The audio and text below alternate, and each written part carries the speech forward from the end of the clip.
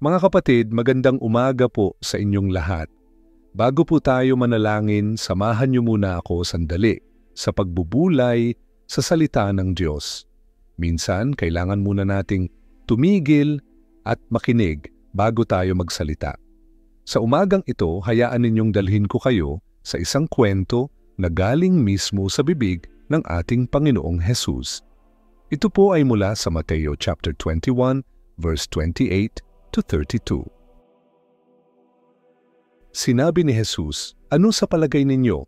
May isang lalaking may 2 anak na lalaki. Lumapit siya sa panganay at sinabi, 'Anak, pumunta ka at magtrabaho sa ubasan ngayon.' Sumagot ang anak, 'Ayoko.' Pero kalaunan, nagbago siya ng isip at pumunta. Lumapit naman ang ama sa pangalawang anak at sinabi rin iyon. Ang sagot ng pangalawa, 'Opo, pupunta po ako,' pero hindi naman siya pumunta. Tinanong ni Jesus, alin sa dalawa ang sumunod sa kagustuhan ng ama? Sumagot ang mga tao, yung una. At dito, hindi lang basta sinabi ni Jesus na tama sila. Hinamon niya ang puso nila.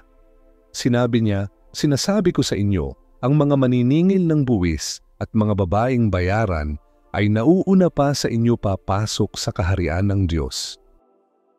Dahil dumating si Juan at ipinangaral ang katuwiran ng Diyos, pero hindi kayo naniwala. Samantalang ang mga makasalanan ay naniwala. At kahit nakita nyo ang kanilang pananampalataya, hindi pa rin kayo nagbago ng isip o naniwala." Grabe, no? Isipin nyo yung katahimikan na bumalot sa paligid noon.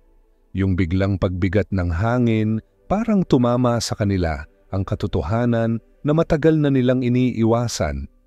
Hindi ito simpleng kwento, isa itong matinding hamon sa mga taong akala nila ay okay na sila sa panlabas, pero sa puso malayo pa rin sa Diyos. Mga kapatid, gaano kadalas tayong nahuhulog sa ganitong bitag? Madali kasi magsabi ng tama, madaling ngumiti sa simbahan, madaling mag-post ng Bible verse sa social media. Pero paano kung ang buhay natin sa likod ng mga salita ay kabaligtaran ng sinasabi natin? Pwedeng mukhang makadiyos, pero ang puso pala'y naglalakad sa ibang direksyon. Pero alam niyo, ang Diyos ay hindi tumitingin sa panlabas. Hindi siya nabibighani sa galing natin magsalita o sa ayos ng pananamit natin tuwing linggo. Ang hinahanap niya ang puso. Isang pusong nagsisisi, pusong handang bumalik, pusong nagsasabing, "Nagkamali ako, Panginoon, pero heto ako, gusto ko nang bumalik sa iyo." Baka may ilan sa atin ngayon na tulad ng unang anak. Yung sa una ay nagsabi ng hindi sa pamamagitan ng ating pamumuhay, sa ating mga desisyon, sa katahimikan natin tuwing tinatawag tayo ng Diyos. Pero ngayong umaga, parang may kumakatok sa puso natin. Parang sinasabi ng Espiritu Santo, "Anak, pwede ka pang bumalik, hindi huli ang lahat." Ang ganda ng paalalang ito. Kahit sinabi mong hindi noon, pwede mo nang sabihin ng oo ngayon. At higit pa roon, tanggap ka pa rin ng Ama. Hindi kanya itatakwil dahil nahuli ka. Ang mahalaga sa kanya ay nagdesisyon kang pumalik. Ganito kabuti ang Diyos na sinasamba natin. Siya ang Diyos ng pangalawang pagkakataon. Hindi niya hinahanap ang perpektong record. Hinahanap niya ang pusong handang sumuko, ang pusong nagsasabing, "Ama, gusto kong sumunod sa iyo." Totoo, may ilan din sa atin na parang yung pangalawang anak. Maayos magsalita, marespeto, mapraktisado sa mga salitang Kristiyano. Pero hanggang salita lang, wala sa gawa, wala sa pamumuhay, wala sa pagsunod. At dito tayo pinapaalalahanan ng Panginoon sa Mateo chapter 7 verse 21, "Hindi lahat ng tumatawag sa akin ng Panginoon, Panginoon ay papasok sa kaharian ng langit, kundi ang sumusunod sa kalooban ng aking Ama. Dito tayo dapat mapaisip kasi ang tunay na pananampalataya ay hindi lang sa sinasabi kundi sa ginagawa. Hindi ito palabas, hindi ito performance, ito ay buhay na isinusuko araw-araw sa Diyos. Kaibigan, kung ikaw ay nakatapak ngayon sa landas ng pagiging Kristiyano pero puro porma lang, pakinggan mo ang paanyaya ng Diyos. Hindi niya kailanman hahanapan ng perpektong track record. Ang gusto niya ay katapatan. Ang gusto niya ay totoo kang lumalapit. Ang gusto niya ay hindi yung perpektong kilos, kundi yung pusong nagsasabing, Panginoon, kahit mahirap, susubukan kong sumunod. Alam ko hindi madaling magbago, lalo na kung matagal na nating ginagawing normal ang pagsuway. Pero kahit ilang ulit pa tayong madapa, hindi pa rin huli ang lahat para magsimulang muli.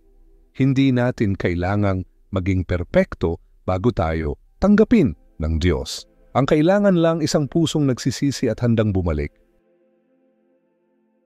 Kaya ngayong umaga bago tayo manalangin, inaanyayahan kita. Umupo ka sa harapan ng Diyos. Hayaan mong siya ang magsuri sa puso mo. Tanggapin mo na kung saan ka nagkamali. Hindi para ikaw ay parusahan, kundi para ikaw ay patawarin at palayain. Sabihin mo sa Diyos, Panginoon, ako ito. Madalas akong sumagot ng oo, pero hindi ko naman tinutupad. Minsan naman, tinanggihan kita, pero ngayon, gusto ko nang magbago. Kapatid, kung yan ang laman ng puso mo, samahan mo ako sa panalangin ngayon. Ama naming Diyos, maraming salamat po. Salamat sa kabutihan mong hindi kumukupas. Salamat dahil kahit ilang ulit pa akong magkamali, hindi mo pa rin ako iniiwan. Ang pag-ibig mo ay totoo. Hindi ito nababawasan dahil sa kahinaan ko. Hindi ito tumitigil dahil lang sa dami ng beses kong nagkulang. Panginoon, inaamin ko, marami akong pagkakataon na pinili kong sumuway. Pinili kong sundin ang sarili kong kagustuhan, pinili kong magbulag-bulagan sa tawag mo. Pero ngayong umaga, naririnig ko kang malinaw at ayoko na pong tumakbo palayo. Gusto ko pong isuko ang lahat sa iyo. Hindi lang ang mga salita ko, kundi ang puso ko. Gusto kong matuto sumunod. Kahit mahirap, kahit hindi ko agad makita ang resulta. Gusto kong maniwala na kung ang buhay ko ay nasa iyong kamay, magiging maayos ang lahat. Panginoon, ayoko na pong magpanggap. Ayoko nang itago sa likod ng mabubuting salita ang mga lihim kong kasalanan. Ayoko na pong maging Kristiyanong panlabas lang ang pagbabago. Tulungan mo akong magbago mula sa loob. At gaya ng sinabi mo sa Mateo 13, ayoko pong maging matigas na lupa. Ayoko pong ang salita mo ay basta pumasok lang sa tenga pero hindi naman namumunga sa buhay ko. Ayoko pong madaling masindak sa problema o mabilis na madala ng tukso. Gusto kong lumalim, gusto kong mag-ugat, gusto kong maging matibay sa iyo. Panginoon, alisin mo po ang mga tinik sa buhay ko. Yung mga distractions, yung mga alalahanin, yung mga bagay na unti-unting pumapalit sa iyo sa puso ko. Linisin mo ako, Panginoon. Alisin mo ang mga bagay na humahadlang sa paglago ko. Maging ikaw lang po ang sentro ng puso ko.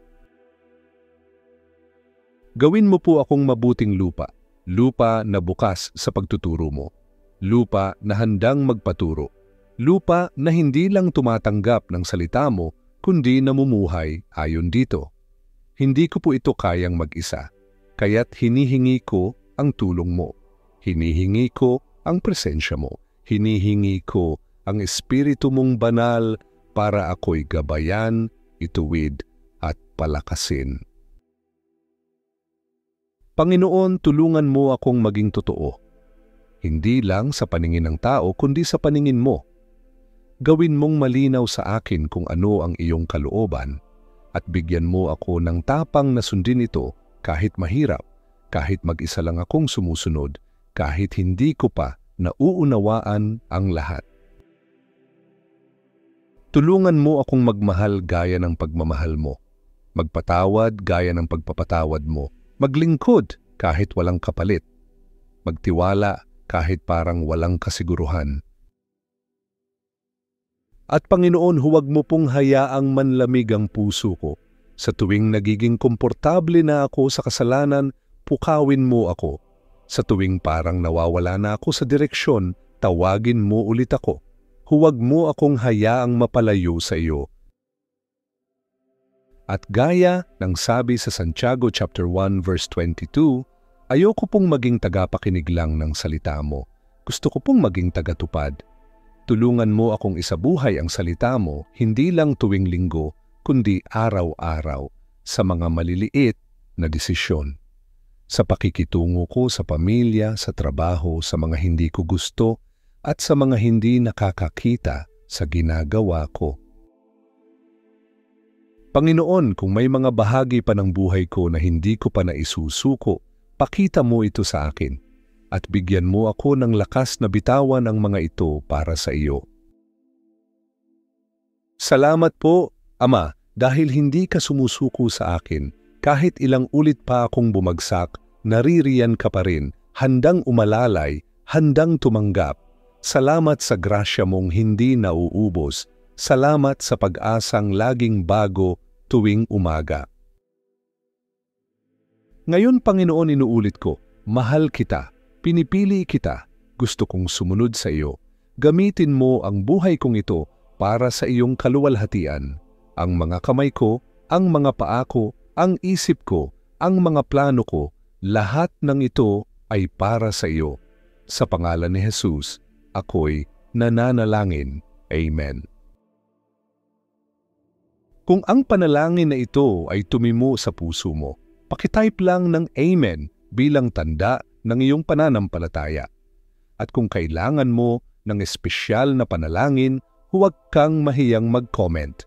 Kami po ay narito para ipanalangin ka.